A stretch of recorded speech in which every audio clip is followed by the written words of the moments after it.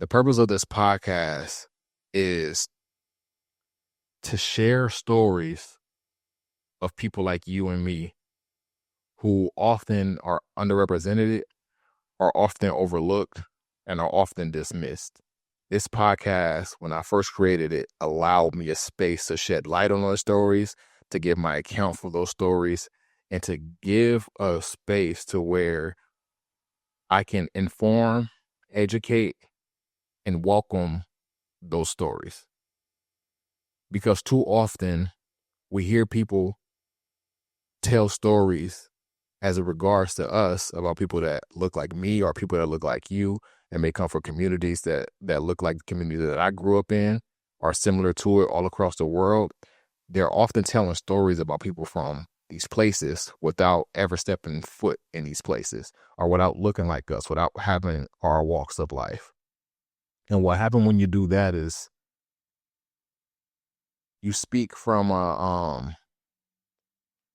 you often speak from a place of ill intent, meaning that you see these people as statistics, you see these people as a story on a page, and you often dismiss the human aspect of us. You often dismiss the fact that we are humans and we have feelings, and there are circumstances that put us in these places, and there are circumstances that keep us in these places.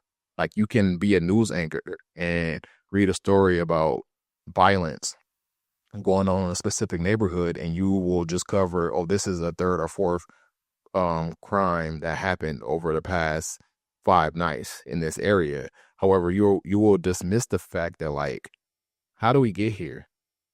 We will dismiss the fact that, like, we are in these neighborhoods, and while we are in these neighborhoods, there aren't many opportunities for jobs. So we have to go into other neighborhoods or other cities to find opportunities because there isn't much revenue being pumped into our neighborhoods because there aren't job opportunities. So that's one thing. You will dismiss the fact that, like, okay, this person got arrested for, let's say, damn,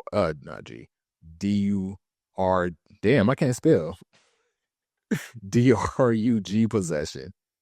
However, you will dismiss the fact that, like, this person has been hustling for the past 10, 15 years because they grew up in a household where it was 5 people, one mom, 4 kids, and the mom is busting her butt to make ends meet. Remind you, there aren't many opportunities within the neighborhood, so she got to go elsewhere to seek those opportunities, and she's still having a hard time. She's still struggling to make ends meet to put food on the table. So at 12, 13 years old, the oldest sibling in the house has said, well, I got to go out and figure out a way to make money. So he starts hustling, whether that's selling candy at school, whether that's selling memorabilia, whether that's selling, whatever the case may be. They just decide they had to go out and hustle to help their mom. And that leads to something that he just continues to do for 10 years. You would dismiss the fact that, like, oh, this person had to step outside to, go help the household.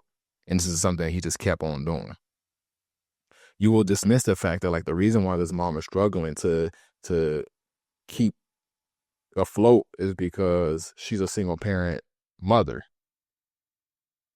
Not realizing, like, there's 10 to 15 single parent households on this block because all the fathers have been incarcerated for similar or same offenses.